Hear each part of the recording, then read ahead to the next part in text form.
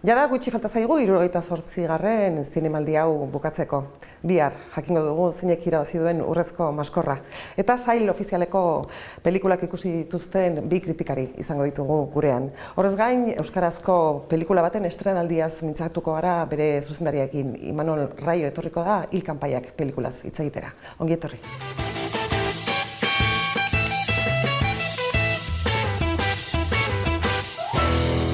Eguerdiko 12 ikusentzunezko eta arte eszenikoetako emakumeak elkartu dira Victoria Eugenia antzokian argazki bat ateratzeko. Hemen elkarteak bultzatuta. Nik neronek ezin izan dut izan lanean nengoelako, baina besarkada estu bat bidali nahi diet Zuriolako butakatik sektorean aukera berdintasunaren alde borrokatzen ari diren emakume hauentzat. Zuzendari berriak sailan atzo bart estrenatu zen Imanol Raioren Hil kanpaiak filma. Eta gurekin daukago Imanol Raio, eskerrik asko etortzeagatik. Bai, zuei. Zemuzkuntzan? Ongi, uretik pasatuta pixka bat, baina ongi. Tokatu zaizue udazkena. Bai. Gainera atzo tifoi bat egon zen, ikaragarria, eta denak uretik pasatuta. Baina estrenaldia ongi, gustora oso kontentu eta harrera ere orokorrean ona eta jendearen reakzioa, gero hartu emana, kolokioa eta motza, aurten oso motzak izaten ari dira COVID-aren egoeragatik, baina oso gustora. Nola daki batek jendeari gustatu egin zaiola bertan dagoenean? Bueno, galderen tenorearen gatik nik uste ere, ez? Pixkat, normalean izotza apurtzea ere kostatzen da hasieran, baina pelikula honen amaiera bada pixkat, geratzen zara, pixkat asimilatu artez, pentsatzen eta, reakzionatzen, baina berehala hasi ziren galderak egiten, eta, kontentu, bai, badirudi behintzat, gustatu dela edo, batzuien behintzat. Bai, nik uste bai, ez orokorrean, ez kritika onak ere jaso dituzue gainera. Momentuz bai, orokorrean sensazio oso ona da, egia esan. Nik uste duena, baina hobeago ere, pixkat ohitutanago hori ez, erdibitzearen egoera horretara ez, batzui gustatu, eta baina beste batzui argi eta garbi ez. Baina alde hortatik badirudi ere badagoela halako ikuslego bat normalean igual a priori edo esaten dena igual nik uste nuna ez dela sartuko, baina badirudi gustatu zaiela, eta kontentu. Zuzendari berriak sailean aurkeztu duzu, baina ez da zure lehenengo filma. Duela 9 urte Zinemirasa saria jaso zenuen, Bi anai pelikulagatik. Biak hau ere, Hil kanpaiak dago oinarritua eleberri batean. Hori izango da, zure lan sistema? Gustukoena edo? Ez, baina eta gainera dago oso akzidentala era bat, ez? Bi anairen kasuat, ni Gatxagaren mundua oso barneratu nuen, beraren liburuekin hasi naizelako, ez? Txikitatik irakurtzen, eta Bi anai bera oso gertukoa nuen novela hori, eta beti izan nuen gaztetatik pixkat formalki aldaketa oso interesgarri ikusten nuen animali horiek, ez? Liburuan animalien ahotsa ziren nondik norakoak, eta hori eraldatzea, isiltasunera eramatea, ziren niretzat erronka oso handia. Zure zineman bada begiraden, zuk esan izan duzu, begiraden zine bat. Orduan, nola islatzen da, oso zaila izan behar du ez, horren dramaturgia egitea hartu, dana hitzez beteta dagoen kontakizun bat, irudietara eramatea. Nire kasuan pixkat organikoa da, esate dizut, hasieran Bi anairen kasuan oso gertutik, nire barnetik sortutako proiektu bat da ez, alde hortatik, eta forma aldaketa hori oso importantea zen, oso radikala eta mutur horretara eramatea. Baina kasu honetan erabat ezberdina izan da abiapuntua, ze novela Jose Portela ekoizlearen bitartez iristen zait. Proiektu orduan enkargu bada? Garai hartan pixkat erlatibo da, ze garai horietan hasi ginenean preparatzen, 2017 hasierak gutxi gora bera, ni Jose Portelarekin beste proiektu batean lanean egin nintzen, eta garai hortan deitu zidan irakurri novela hau, ze Joanes Urkixok gidoilaria gomendatu ditera berean, eta zer iruditzen zaizun, eta bar. eta harrapatu gintuen, ez? Osea, eta orduan batean, beste utzi eta onut sartu ginen. Osea, pixkat alde horta hola izan zen abia puntua. Eta harretara deitu ninduena hor izan zen batez ere zuen egitura nobelak, ez? Oso zatikatua, oso fragmentatua, ez? Eta bueno, nire ikuspuntua normalean, ere elipsian oinarritua da, gustatzen zait, azkenean osotasun batez erakustea beti zati txikien bitartez gainontzekoa iradokitzen joatea eta azkenean ikusleak betetzea pelikula, ez? Bakoitza beraren ikuspuntuarekin eta ikusten duenarekin, ez? Zentzu hortan, nobelak bazituen oso elementu iradokigarriak, ez? Eta baita heriotzaren munduko irudikapen ere oso bitxia, ez? Eta interesgarria. Baina egia da, eman dugula, tonu bat behar bada, igual grabeago batera edo soilago batera, hori argitagarri, ez? Baina grabea baita ere, ez? Argi aldetik ere oso iluna da. Eguzkizpirik ez da ikusten apenas, momentu baten bakarrik konturatu nintzen pelikula ikustean. Bai, ez da zerurik ere, beti premisa, enbian nahi nolatzen pixkate, baina hemen areta gehiago, pelikula iluna izatean, zerurik ez ezean, itzalean egon behar ziren, ez? Hemengo pertsona honet... Bai, zineak hori du, ez? Ari zara zerbait kontatzen, baina nola kontatzen duzun, ez? Irudi aukeraketa egiten duzun oso importantea da, ez? Zure historia kontatzerakoan. Bai, hemen tragedia grekoaren eragina handia dago, funtsean, ze azkenean beltza balin bada ere, generotan generona tragedia da, ez? Nik uste azkenean denen iturria da. Orduan, pertsonaiak garrantzitsu balin badira ere, Itziarren pertsonaia funtsa balin bada ere, eskenatokiak dira pelikularen protagonista erabatekoak, ez? Bazterrak, lekuak. Normalean, zine beltzean, hasten zara, irudikapena orokorrean izaten da klitxeetara jotea, ezakit, baso lurrintxu bat, ez? Osea, beti olako estereotipotara. Hemen estereotipoa baino gehiago klitxea edo personaia arketipikoek hor zeuden, baina importantea zen libretoa deitzen dena, ez? Narratiba deitzen dena arketipikoa balin bada ere, gainontzekoa ez izatea, ez?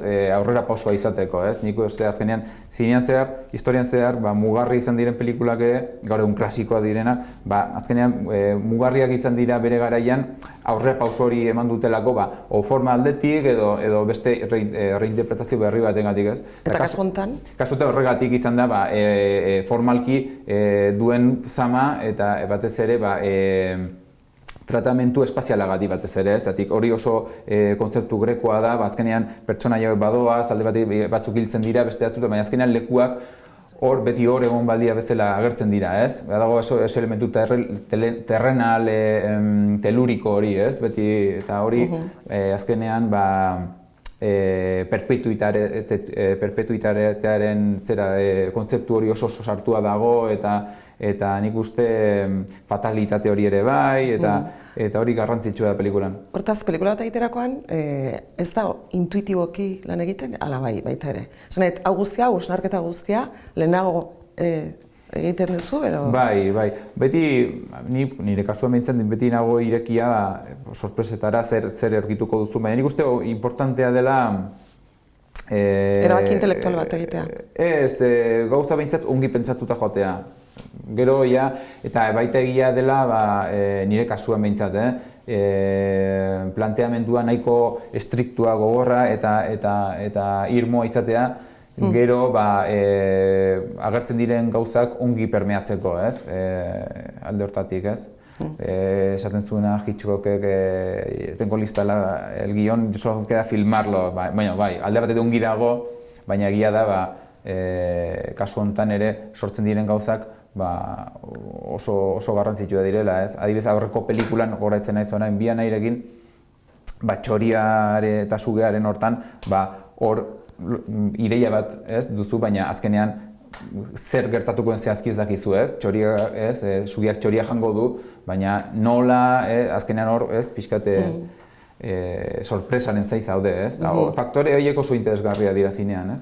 Simbologia handiko pelikula da baita ere, Ilkanpaiak, oiloak agertzen dira etengabe, sua ere bai, oiloak, ze irudikatzeko? Bai, baina nik uste hori azkenean Bueno, nik simbolotzat hartu ditut. Bai, hori azkenean, bai, eta interpretazio asko atera daitezke, hori azkenean, niretzat interesgarria da ikusle bakoitzak bere ikuspuntu eukitzea, osatzea, ze azkenean nik ikusle bezala ere pelikulak horrela gustatzen zaizkit ikustea, ez? Horregatik ez dugu ikusten dena beti irudi osagarri edo soinu osagarriekin entzuten dugu askotan, horrek asko iradokitzen duelako eta ikusle bakoitzak gauza berri bat imaginatuko du asko, segurazki, ez? Ez duelako berdina antzemango. Hori oso garrantzitsua da. Horrek ematen zaitu pelikula behin eta berriz ikusten duzun aldiro, pelikula berri bat ikustera, normalean, ez?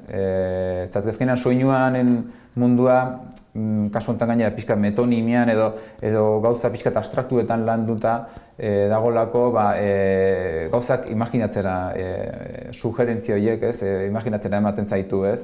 Eta irudi soil bat, hor dago, ez? Interpretazio gutxi, ez?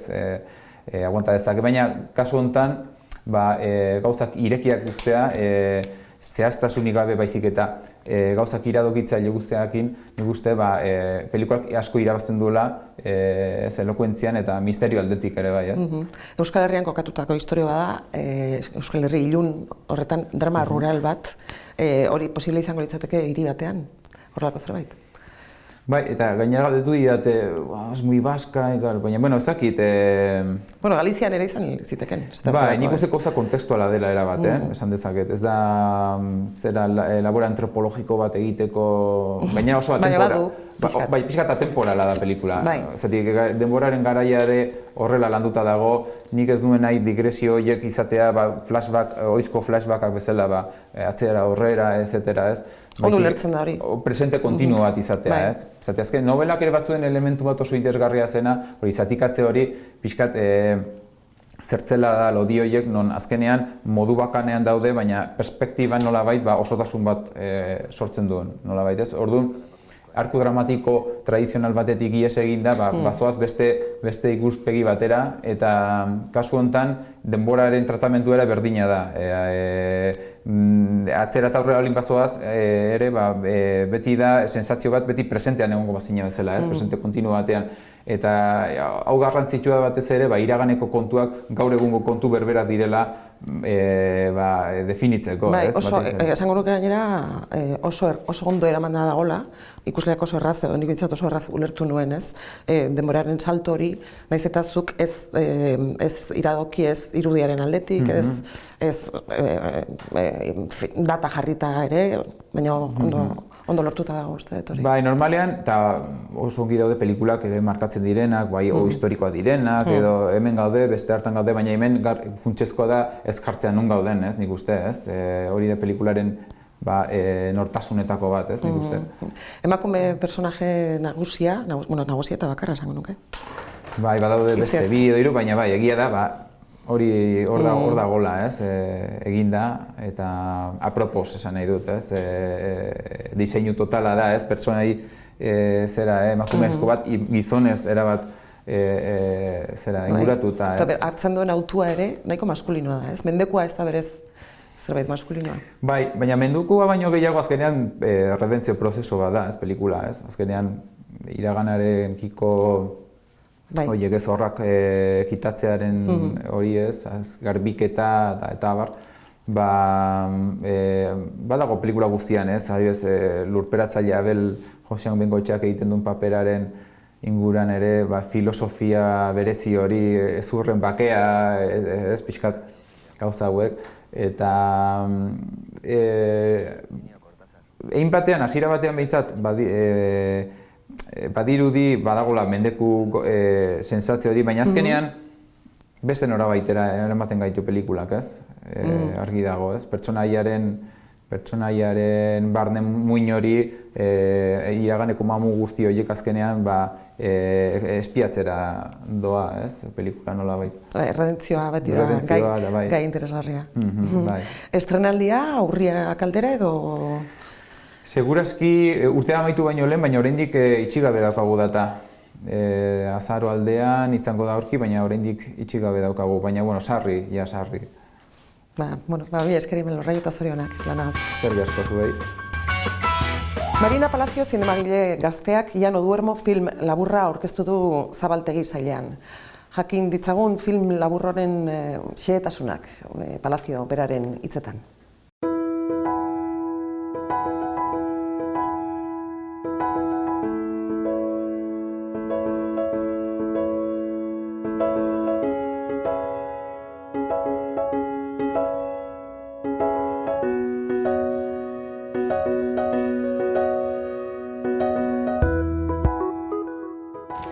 Pues supone sobre todo presentarlo, compartirlo con la gente que ha estado acompañándome en el proceso, en mi ciudad, con mi familia y sobre todo en un festival tan importante como es el Cinemalí y la sección Zabaltegui. Entonces, pues, muchísima alegría y agradecida también que me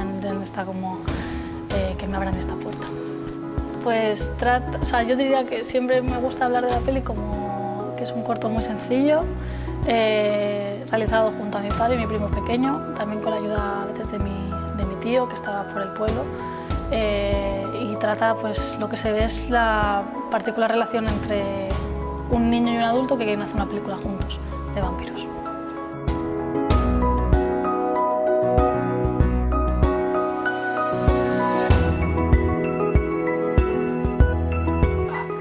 Ha sido la ayuda, es que sin la escuela no lo podría haber hecho, porque ha sido sobre todo el poder contar con un equipo de cámara, con una cámara y un sonido casi cuando yo quisiese durante casi un año y medio.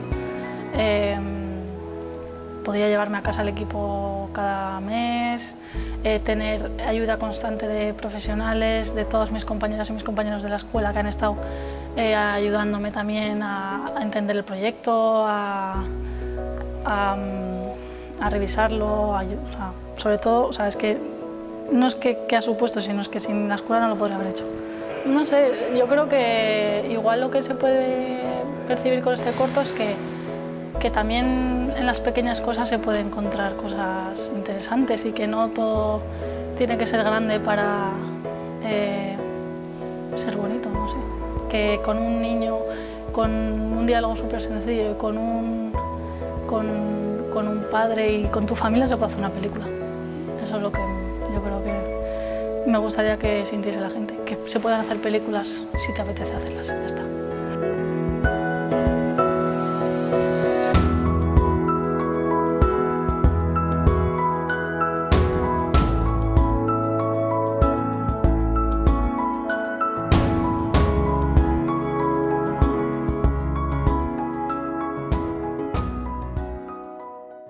Kanal Dudeko erreportariek Donostian jarraitzen dute eta ea ze eduki prestatu duten gaur Zurrialako butakarako.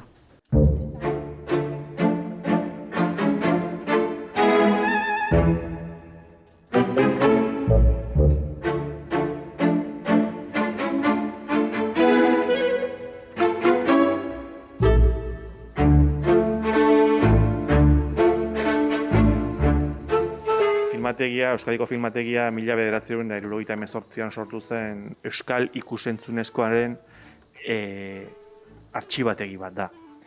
Artxibategi honetan egiten duguna da Euskal Ikus-entzunezko eta batez ere zinearen artxibo guzti horiek, pelikula guzti horiek konserbatu, baina bertan ere numerizazio edo digitalizazio lanak egiten ditugu, eta baita ikerketa lanak, eta baita ere erakuste lanak edo proiekzio lanak. Esan dezakegu hainbat film ditugula eta hainbat euskarri ezberdinetan, baina gure artxiboaren 80% edo gehiago analogikoa da. Hau da, 35 milimetrotan egiten zen pelikula. Gutxi gora bera, 35 milimetrotan 7.000 eta piko kopia, 7.000 kopia edo izan ditzakegu, eta gero ja 16 eta milimetrotan eta gero Euskadiko filmategiak oso gordailu edo oso fondo garrantzitsu bat dauka film amaterrena. Hau da, jendeak bere etxeetan kamera txiki batekin 8, super 8 eta 9 milimetro terditan eta 16 milimetrotan filmatzen zituen pelikula amaterrak. Hori ere zinea da, hori ere Euskal Ikus-entzunezkoaren ondarea da, Eta hori guretzat ere oso garrantzitsua da konserbatzeko. Ez bakarrik pelikula komertzialak, hau da zineetan ikusi den pelikulak, baizik eta bakoitzak etxeetan filmatzen zituen pelikulak ere.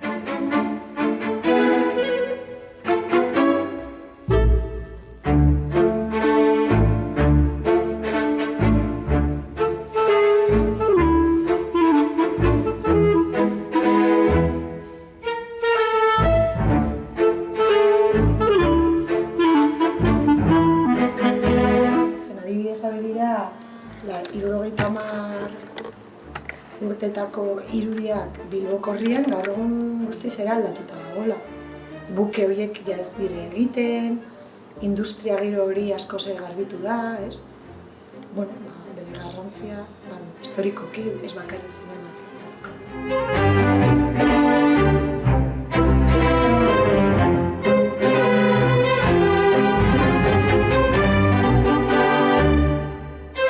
Eta esan dezakegu, eta gaina oso harro gaude gure fondo amateur horretaz, oso, bueno, nik uste zerbitzu ederra ematen dugula kasu horretan, jendeak ona ekartzen ditu bere pelikulak, agian etxean topatzen dituen, ez dakit, ganbara batetan topatzen dituen pelikulak ekartzen ditu filmategira, guk doan egiten dugu digitalizazio lana, eta guk konserbatzen ditugu pelikula jatorrizkoak.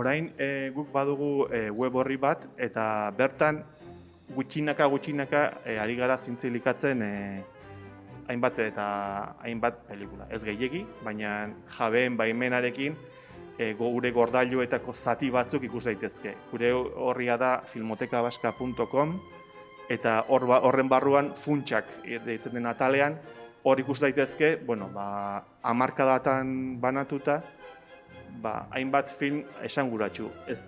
Gure artxiboaren oso zati txiki-txikia da, baina agian balio dezake horrek jendeak ikusteko zer konserbatzen dugun bertan.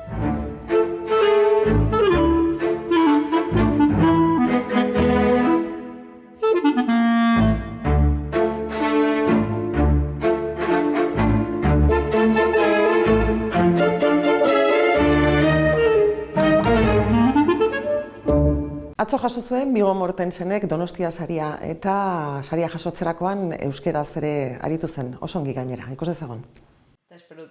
Arratsaldeon eta mila esker etorri zareten guztioi.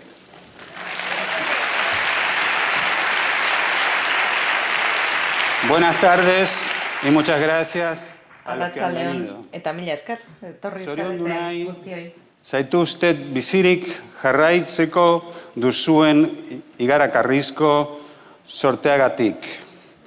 Eta zinemarikiko azaltzen duzuen maitasunagatik.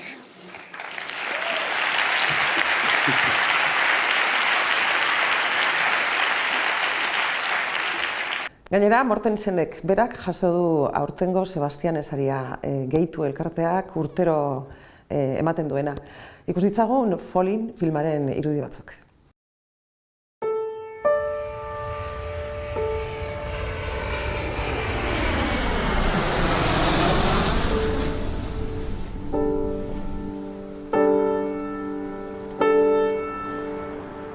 How was your trip out here, Daddy? I heard there was a lot of snow in Chicago. I don't live in Chicago. You asked me to come get you. Remember? You said you couldn't handle the farm anymore. The long winters, living all alone there. I would never say that. You did, Dad.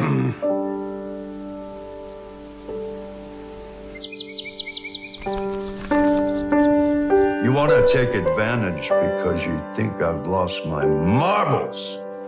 But I didn't. Fuck this.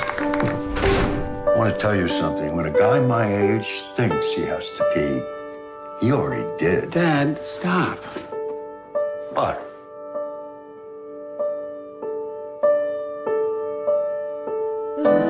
Does that rivet you have stuck in your face bother you? It's called a piercing.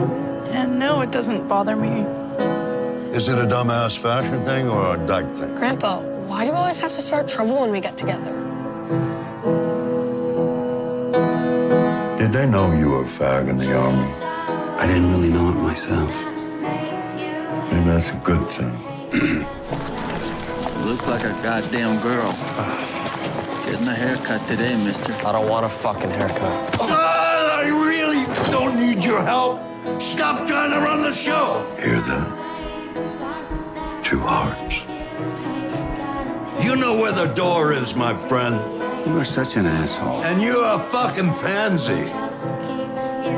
Heaven doesn't want him, and hell keeps sending him back.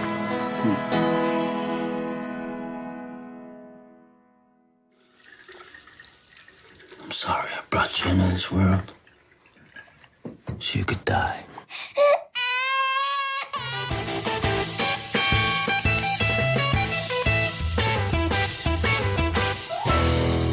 Zein gustatu zaizu gehiago? Bueno, uste dut gehienei ez, gehienak ari gara Druk Thomas Vinterbergena komentatzen, eta niri ere, nahi salbuespena izango kriston pelikula iruditu zait, alde askotan. Bai, historioa nola gonbideratua, gaia nola lantzen duen, aktoreak nola dauden, iruditu zait lan borobil bat. Egia esan, azken urteetan, igual sail ofizialetik pasa den pelikula honentsuenetako bat esatera ere ausartuko nintzatek, ez dakit zuk iritzi behar duzun. Bai, nahi piloak gustatu zait, bai. Baina egondu da, ez? Nahiko kontrobersia mezuarekin eta badago ere bai dogma zaleak direnak eta zuzendariaren zaleak direnak ere esatuntenak, ez dula jarraitzen edo oso formala dela. Bai, nik uste pelikula polemiko bat dela, baina intentzioz, esan dut, alkoholismoaren gaia hortik lantzen duen leku horretatik lantzean, ez nahiko provokatzailea da, eta, baina oso fina iruditzean nola lotzen duen hori gero Danimarkarekin, ez? Esan dut, azkenean ari da, edo alkoholikoak edo protalkoholikoak edo, bai. Intentzio polemiko hori abia puntutu dagoela, gero, dogma zalek segurazki egurtuko duten pelikula bat izan daiteke. Bai, agien estriktoenak edo, niri asko gustatu zitzaidan, eta iruditu zitzaidan, bazaukala joko bat nolabait protagonistak mozkortzen ditula eta nolabait iruditu zitzaidan edo zuzendarak egiten dula berdina ikuslekin eta sartzen digula humorea nolabait gu mozkortzeko, ez? Esan ez, humorearen bitartez, ez ditu altzaituztet eta horrela edozein mezu zabaldu, esan pixkat alkoholarekin bezala, ez? Aztu nahi baldin badut edaten dut eta aztu nahi baldin badut ere bai humorearekin horrelako jolas bat bezala ituzitzean itentzula. Eta beginin? Shinosuke ezakiten ez horitzen. Georgiako pelikula. Bai, utzi ninduen gatzesko estatua bat. Bai, ezakit, beti egoten da, sail ofizialean pixka bat deskolokatzen zaituen pelikula eta nahi kasuan behintzat hau izan zen.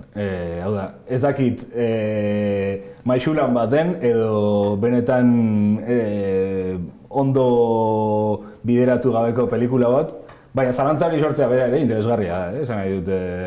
Azkenean ez dut uste pelikula eroso bat denik ikuslearentzat eta hori ni beti estimatzen dut.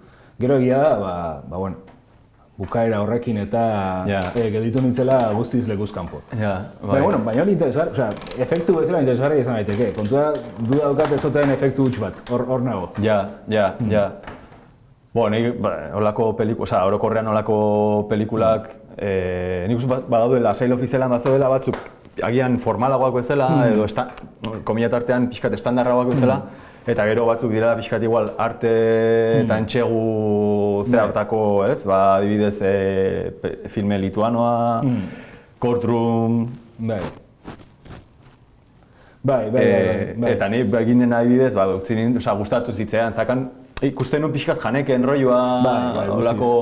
Gutxiz batez ere erdian dagoen estena oso bortitz horretan. Oso, pixkat kaseren rolloa, ez? Urrutitik plan oso irekiekin, eta ez dakit, gustatu zidan pilo bat, ez dakit, zakan rolloa, oso asaldagarria eta bilatzen duela pixkat ikuslea ere, ikuslearengan zerbait sortzea, ez? Eta usarta irutuztetan alde horretik. Adibidez oso interesgarri irutuztean planoz kanpokoarekin nola jokatzen duen. Hor badago adibidez elkarrizketa bat protagonistak polizia horrekin daukana oso tensoa dena, polizia ez duzu ikusten, baina era berean oso mehatxagarria da, ez? Sensazio hori sortzen du, baditu gauza oso interesgarriak. Kontua hori, ni bukaerarekin gelditu nintzen pixka bat. Bukaera justo daka puntuat pixkat kutretasunetik hurbil, hor, esan zula. Pentsa puntu baino, ditu nintzela begiratzen, bauka erlijioarekin eta harremen honek, eta pasarte biblikoren batek edo, beste gauza batzuk badute loturaren bat, ez, horrekin, eta, bai. Eta ia da, aipatu duzun bidetik, egon direla beste pelikula batzuk ere, Kurt Rumbera ere, nik sufritu nun. Sufritu zen nuen, Pilo bat. Eske, egoiz hortan, bi pelikula, bata bestean atetikan, bi ordu, eta bata lituanoa eta besteak urrun. Nik gaizki pasa nun, bikin. Lehenengoa, lituanoa, barkagarriagoa, bigarrena ja, ez. Gaizki pelikula planteatu dagoen moduaren gatik? Niretzako bai, niri kulturu mezitzen bat ere gustatu. Gero badago jendea esaten duna baietz eta ulertu dezaket, baina iruditzen zait uzten dula horren nirekia irakurketa nolabait, esan dit, azken handala oso, zuri iruditzen baldin bat zaizu, hori editatua eta montatua dagoela, eta asmo bat dagoela irudien aukeraketan, eta nola jarri du, it's up to you, ez? Da pixkat zure aukera. Baina ez da gerikoa, ez dago modurik jakiteko hori benetan nola izan den edo, ez? Nire ikuspuntutik, Ez da, nire ikuspuntutik, noizbait epaitegi batean egotea tokatu baldin bazaizu, hor gertatzen diren arbitrariedade eta, bukaeran injustizia asko ere, ze modu mekanikoan gertatzen diren, nik uste dut niri transmititu zian hori pelikulak eta alde horretatik, eta parte iruditzen zait, beste gauza bat ere nahiko zaila, lehen planoz kanpoko azari ginen.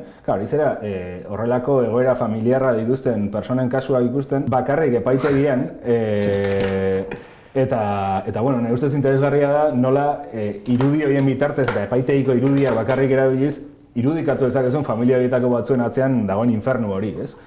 Orduan, ariketa formal bezala nahiko interesgarria iruditzen hain zuzen horregatik. Oso materiala dena delako, ez? Ez dago beste zer testigantzak izan ezik, ez? Baina horren bidez ere ikusten duzu nola pertsona horiek pertsonaia bihurtzen joaten diren pelikulak aurrera ginala. Ez dakit. Bai, ulertzen dute, ez da pelikula bat konbentzionala, ez da erraza ikusteko ere, hori ere egia da. Ados nago esaten duzunakin, eta egia esan horrela ikusita, egia esan oso ondo dago pelikula, netzako, edo nik faltan botatzen dudana pelikulan da,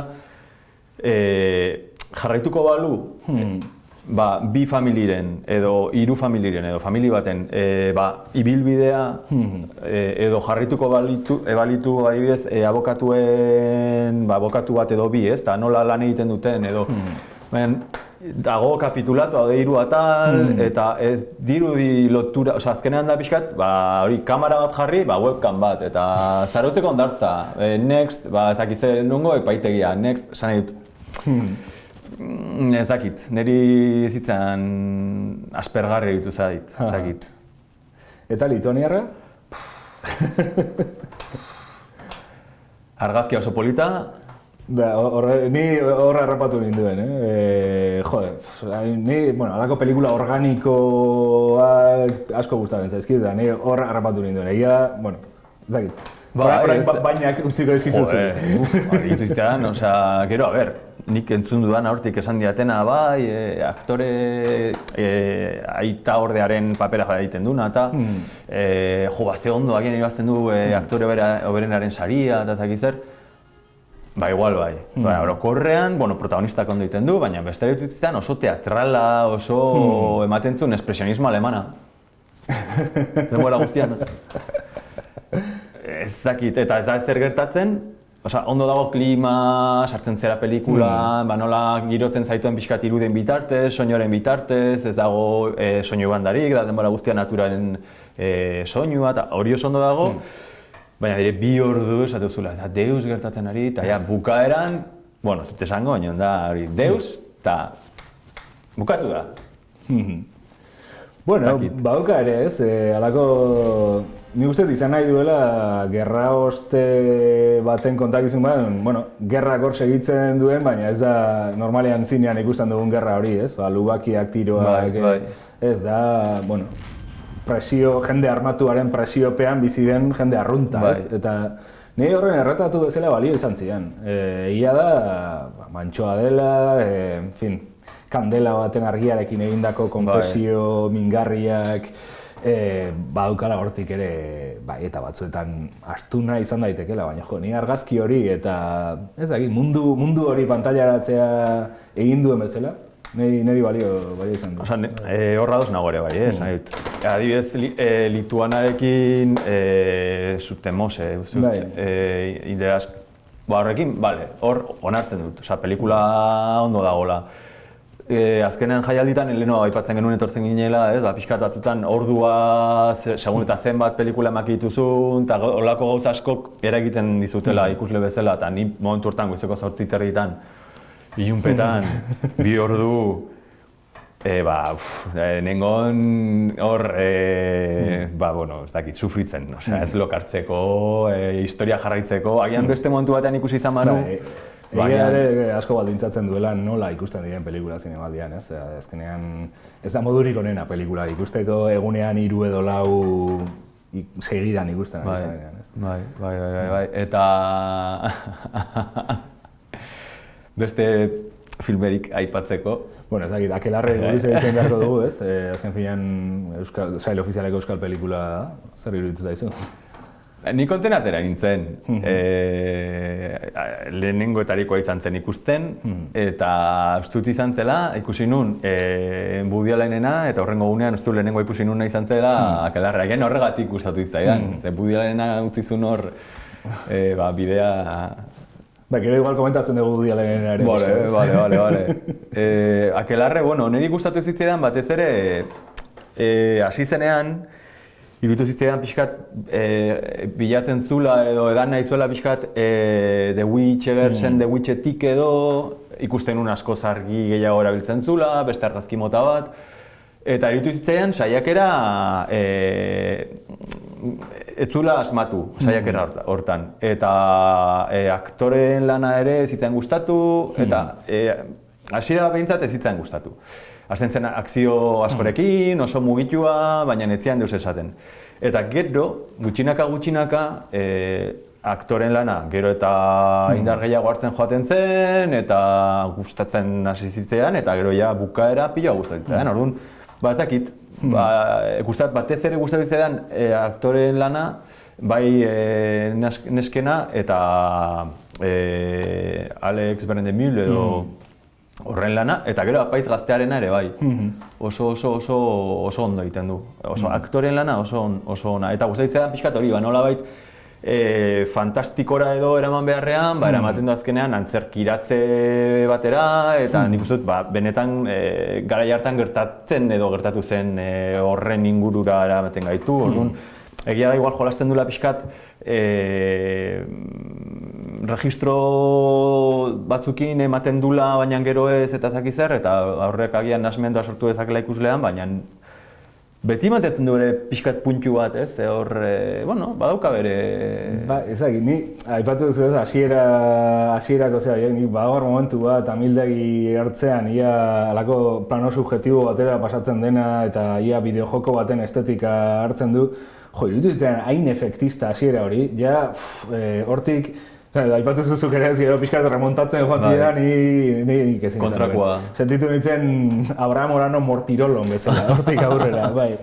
Orduan, hori batetik eta bestetik ere gero egiten duten teatralizazio hau, sorginkeriarena eta ere, Etzitzean iruditu lortzen zuenik egiten, segurazki bilatzen ari zen hori, eta ni bi gauza horiekin ja desentea eta izan egia, gero, aktore lana hortan guztiz ados.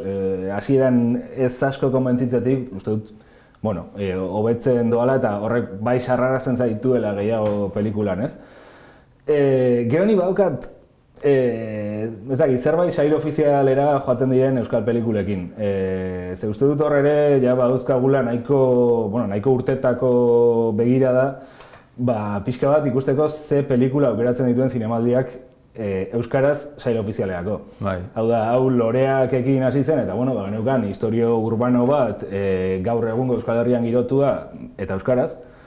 Baina geroztik impresioa daukat hartu duela festivalak alako deriba, ez dakit nola kalifikatu, baina, euskarazko pelikulak lotzeanak historiarekin, folklorearekin eta alako gaiekin, ez? Eta horrek eskatzen hau. Ze uste dut, justu dela momentu batean, euskaraz oso zinema aberatsa daukaguna, mota askotako pelikulak egiten direna, baina gero, gure eskaparate nagusian ateratzen diren pelikula beti lotzen dute euskara antzinatasunarekin edo, ez dakit, bitxikeriarekin, olako gauzekin, ez? Eta hori kezkatzen dagoen zerbait, beste lekuetako pelikulekin, incluso oso hizkuntza txikiak dituzten herrialdetakoekin ez dugu hori ikusten. Hemen izan ditugu pelikulak islandiarrak, izan ditugu pelikulak, ez dakit. Flipantea gainera. Eta horiek ez dute transmititzen, ez dakit nola esan, Islandia lurralde magiko eta entzinako bat balitz zela, gaur egungo herrialde bat erakusten zitu. Nik uste dut Euskal Zinemak ere islatzen du gaur egungo Euskal Herri hori, baina gero, sail ofizialeko hautaketan behar bada ez zaio justizia egiten horri, ez? Orduan, nik hor bai datozen urtetarako, ez dakit, antolatzaile da hautatzaileei pixka bat gehiago espektroa irekitzeko eskertuko niek euskal pelikulei, sail ofizialean doazen euskal pelikulei. Nik esan aurtengo sail ofizialean baditut nire galderak, ez? Nolatan filme hau, edo ez duzula, maila bateko jaialdia da, eta agian bat zeuden beste aukera batzuk, hor sail ofizialean egoteko, eta beste sail batzutan sartu dituztenak, ez? Hor beti badago, ni hor ados nago, baina orokorrean, ikusten kulturan, sormen munduan ere badaudela ere, bai, korronte oso topikoak bezala, ez? Eta oso kultura euskaraz sortzearen ideia lotzen dela asko folklorearekin, edo modernogo edo klasikogo, baina beti referentzia egin behar izatea, azkenan euskaraz kultura sortzeak esan marko balu bezala, ez? Folkloreari referentzia egitea, ez? Eta ez daka zer ikusirik. Eta ni hor guztiz ados nago zurekin, bai. Gero, Rifkin's Festival ere aipatu dezakegu behar bada, ez? Zarata asko egon zen pelikula honen inguruan, Donostian grabatu zelako, Woody Allen delako.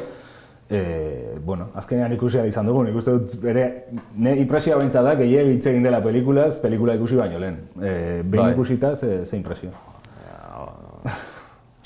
Momentuan, pelikula ikusten, auzo lotxa, eta egia esan, baditu gauza batzuk, eskala batean kokatuko nuke bere azkeneko filmen zera hortan, bilduma hortan, eta egongo litzateke Biki Cristina, Barcelona, Roman, Midnight in Parisen beharrean, baina horiekin konparatuta agian nota hoberena izango luke Biki Cristina eta Romarekin alderatuta. Pixkat, klitxe bilduma bat, eta Woody Allen bat oso zarra eta ez dut esaten adina zerbait txarra izango balitz bezala, baizik eta iruditzen zait dela zerbait bizitzen dela mundutikan oso urrun. Realidadetikan, gaur eguneko realidadetikan oso urrun eta saltzen dizula histori bat dela, haizu 21. mendean gaude, ze Kristo kontatzen ari guzu.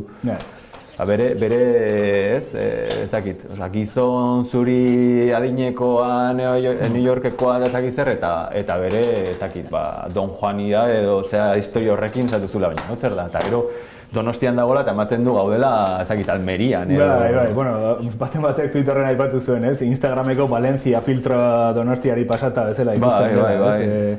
Baina, eta borobiltzeko, ruta turistiko hau egiten duena, en fin, ez Donostian bakarrik, Pasaiara ere joaten da, eta product placementa.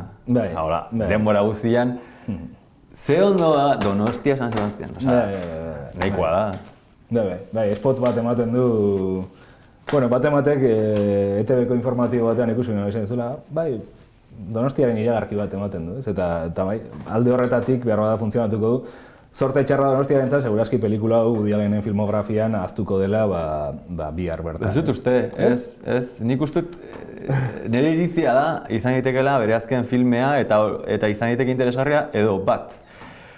Filme bezala, txarra delako, bazadion bezala, eta sortu daitekelako nola, dena bezala, ez? Agian urte batzutara izan daiteke kultuzko filme bat, Woody Allenen azken filmetako egin zuen bodri hori, edo agian bere azken filma izan daiteke.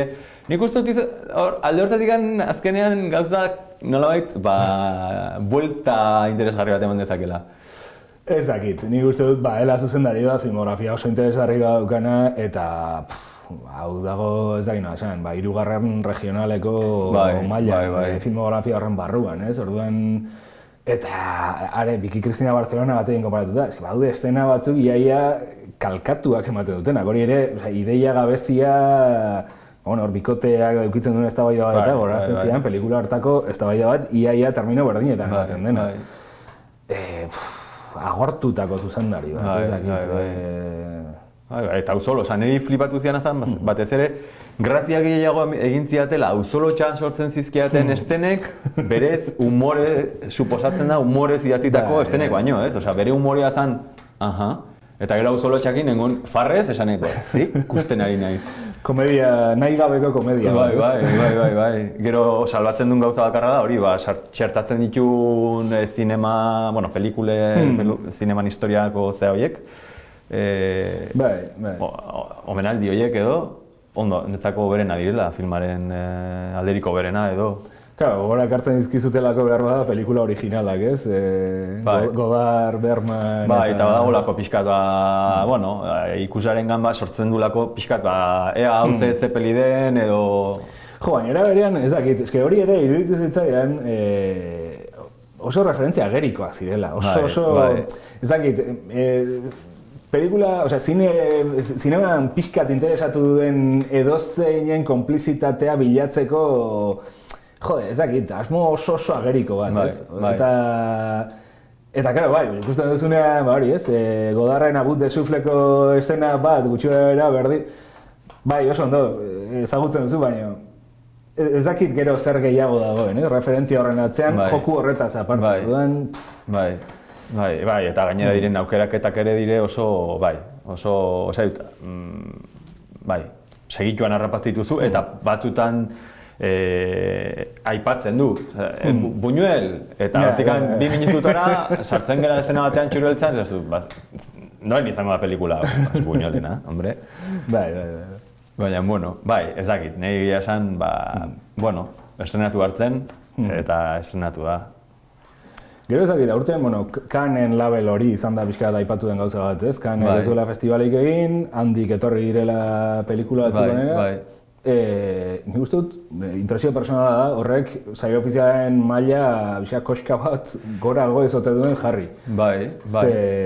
Atzo bertan, atzo arratsaldean ikusi nuen Kauaserena, True Mothers jarri dut. Eta, Kauaseren beste pelikula batzuk paseak ziren sail ofizialetik hemen, baina beti iruditzen zaidan zirela, justu ez dakit, nahi bintzak gehien interesatu zaizkidan bere pelikulak ez zirela justu Donostiara etorri zirenak.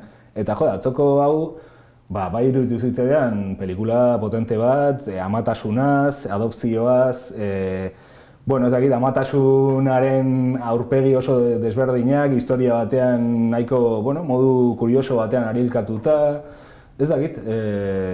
Eta aukerak ikusten dizkiozu, Kauasenari? Ez dakit, karo, druk hainona da. Epaimai batek zer egiten duen ere inoz ez da jakiten, ez? Kauasek sari bat emango balu pelikula honengatik ere, elitzateke eskandalo bat izango, esan nahi uste dut oso pelikula, oso ondo eramandako pelikula bat dela, eta gainera, saila izteko olako zerbait, uste dizu da zapore bat ja... Bai, nik uste dut izan duela pixka irregularra, adibidez, badire batzuk, niri gustatu zait, sail ofiziala, esan dit, orokorrean gauza desberdinak, ikusmolde desberdinak, bai, hor badago Passion Sample zegoen, niri asko gustatu, bueno, baitu bere zerak, baina gustatu zitzaiduna. Aktorea oso ondo dago Passion Sample, bai. Bai, nik uste dut irabazi dezakela aktore hoeran. Letitia Dosh. Bai, eta badire hori gero Argentinarra ere ondo zegoen, ez ditun bere, egon du dire pelikula batzuk kafearekin, kafe ondoan. Honek horatzen ziren, pelikula argentinarrak, Nosotros nunca moriremos, honek horatzen ziren, Sorin, zuzendari hau historias minimas, eta eta pixkat horren senidea izan daiteken pelikula garroa da, ez? Oso gauza gutxirekin, isiltasun, ez dakit, dialogo gutxi, sentimendu, kontentzio bat sentimenduetan. Bai, badago, suposatzen da, hor badago nuevo cine argentino edo korronte bat, eta nik uste dut azkenean, garaikoak direnak, ez, segurazki iturri berdinetatik edango dutela, eta bata besteari eragingo diotela. Bai. Ondo, bueno. Ikusiko dugu, hori da, epaimaiak erabaki dezala. Hori da. Ondo, berdin.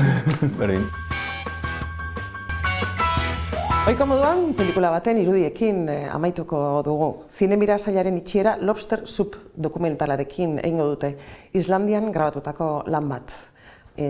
Islandiara bidaiatuz utziko zaituztego. Bihar arte.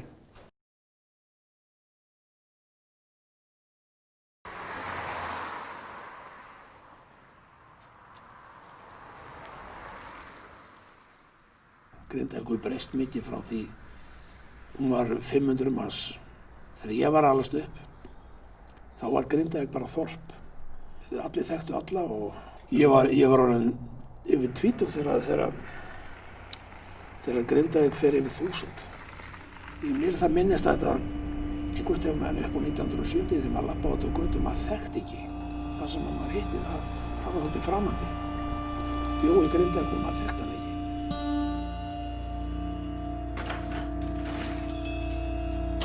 Við vorum bara fyrst með þessa humarsúpu á föstudegi, einu sinni í viku. Svo var hún allt í einu svo vinsæl að við urðum að vera með þessa súpu alla daga. Og það er alveg ótrúlega mikið magn af súpu og humarsúpu sem fer.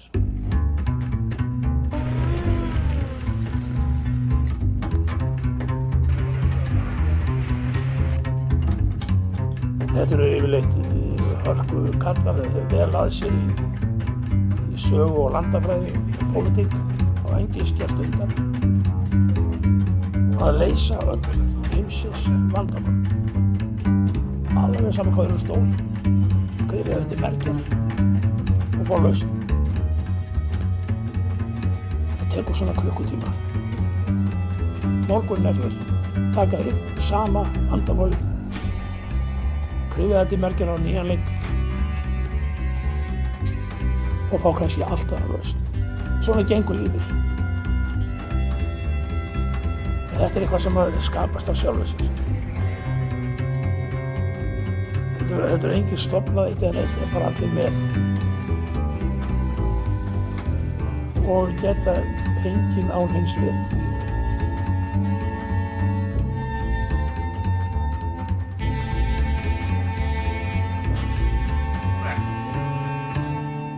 Mér er sagt, ef að bryggjan væri ekki hér, þá væru þeir ekki búandi í Grindavík, þeir sem hafa flutt að.